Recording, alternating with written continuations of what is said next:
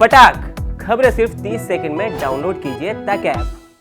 नमस्कार, स्वागत है आपका हरियाणा तक में और मैं हूं बजरंग मीणा। हमारे साथ मौजूद हैं जेजेपी के राष्ट्रीय अध्यक्ष डॉक्टर अजय सिंह चौटाला जी, जो 90 हलकों में विकास को गति देने के लिए हरियाणा में दौरे पर निकले हैं पूरे हरियाणा भर के। और इसी दौरे के तहत वो आज फतेहाबाद के भट्टू हलके के बाद फतेहाबाद और रतिया हलकों का, टोहाना हलके का दौरा करेंगे और उनके साथ बातचीत करेंगे। डॉक्टर साहब नमस्कार जी। डॉक्टर साहब, विकास को गति देंगे, क्या कमियां आपको लगता है कि हरियाणा में अभी रह रही हैं कि जिनको विकास का नाम देके आगे और बढ़ाने का काम जो है आपकी सहयोगी जेजेपी और बीजेपी गठबंधन पार्टी करेगी? हरियाणा प्रदेश में जैसे ही सत्ता परिवर्तन हुआ, पिछले 2 वर्ष में जो विकास का पहिया तेज गति से घूमना चाहिए था वो नहीं घूम पाया।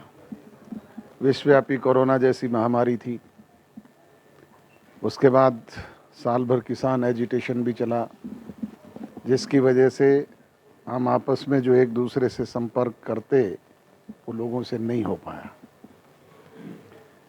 और जब तक आपसी संपर्क नहीं हो तब तक ना विकास के काम होते, ना दूसरी समस्याओं का समाधान होता।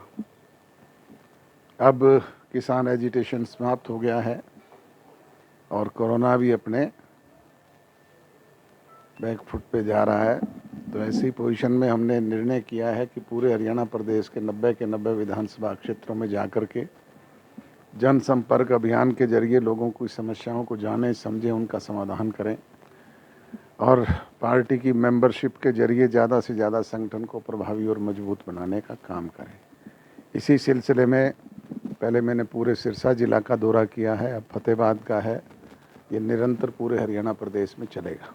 डॉक्टर साहब, एक बड़ा मुद्दा जो है प्रदेश में बेरोजगारी का है, नंबर 1 है पूरे देश में हरियाणा।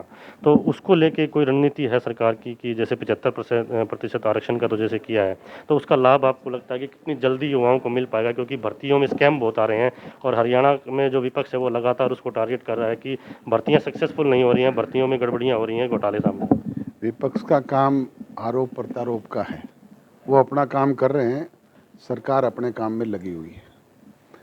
जहाँ तक भर्ती घोटालों की मामले की बात कर रहे हैं आप, पेपर लीक आउट का है या कोई दूसरे हैं, इन स्कैम्स में बहुत सारे लोग पकड़े गए हैं जो सलाखों के पीछे भी हैं और निरंतर उस पर कार्रवाई जारी है।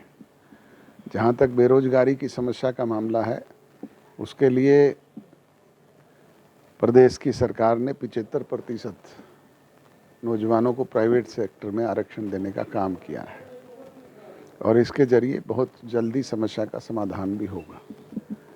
आपको याद हो, जब चौधरी देवीलाल जी ने वृद्धावस्था पेंशन शुरू करने की बात कही थी, तब भी राजनीतिक विरोधी ये कहा करते थे कि ये तो संभव ही नहीं है, ये होता तो हम ही कर देते।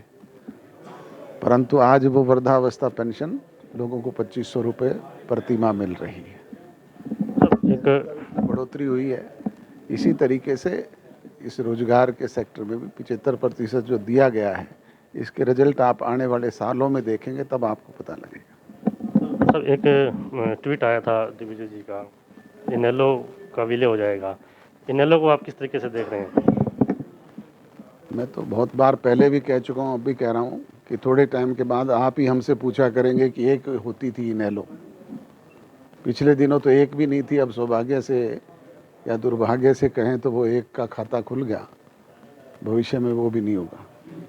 सब हरियाणा में विपक्ष के नाम जैसे कांग्रेस है, कांग्रेस का जो धड़े हैं बटे हुए हैं। विपक्ष आने वाले टाइम में एकजुट होगा और वो कह रहे हैं कि एकजुट होकर जो है लड़ाई लड़ेंगे। इसमें कुलदीप बिश्नोई हैं, भूपेंद्र सिंह हुड्डा हैं, उधर से कुमारी सैलजा हैं, रणदीप सुरजेवाला हैं। सरकार को चुनौती देने में लगभग जो है लगे हुए हैं सर। तो आपको लग रहा है कि ये जो विपक्षी दल जो एकजुट होने की बात कर रहे हैं, उसको लेके सरकार पे कहीं आंच आने वाली है आने वाले दिनों में? वो तो खुद ही आपस में एक दूसरे से लड़ने का काम कर रहे हैं, एक दूसरे को चुनौतियां दे रहे हैं।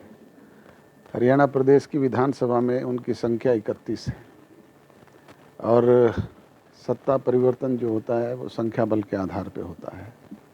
तो वो तो कहीं नज़दीक ही नहीं है इस मामले में।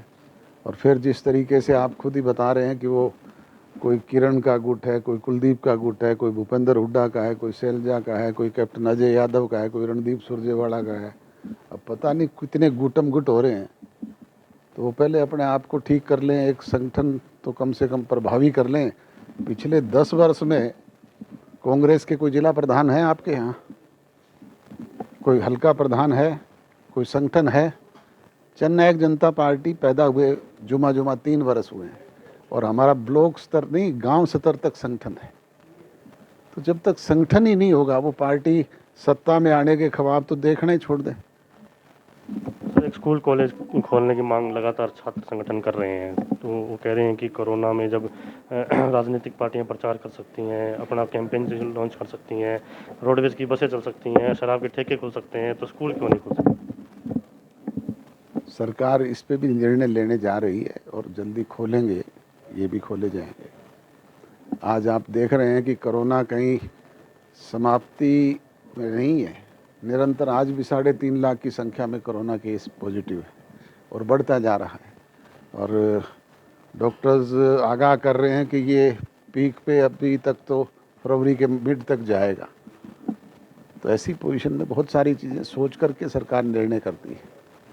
विकास के में नया क्या मिलने वाला है सर प्रदेश को? अब आगामी बजट में आप देखेंगे कि विकास की अनेक योजनाओं को अमली जामा पहनाने का काम कानूनी रूप से किया जाएगा। ये थे हमारे साथ जो है जेजेपी के राष्ट्रीय अध्यक्ष डॉक्टर अजय सिंह चौटाला जी, जो स्पष्ट कह रहे हैं कि हरियाणा में अब विकास का जो पहिया है तेज़ गति से घूमेगा, जो कोरोना और किसान आंदोलन के कारण प्रभावित रहा। और उसी कड़ी में हरियाणा में जो बजट सत्र आएगा उसके अंदर जो है हरियाणा के लोगों के लिए कानूनी रूप से बहुत सारी जो है योजनाएं और बहुत सारे जो है प्रोजेक्ट जो दिए जाएंगे। और खासकर सबसे बड़ी बात चौटाला साहब ने ये भी कही है कि स्कूल कॉलेज खोलने को लेकर मंथन किया जा रहा है और उस पर एक प्रभावी निर्णय सरकार आने वाले दिनों में ले सकती है। फिलहाल हरियाणा तक के लिए बजरंग मीणा की रिपोर्ट।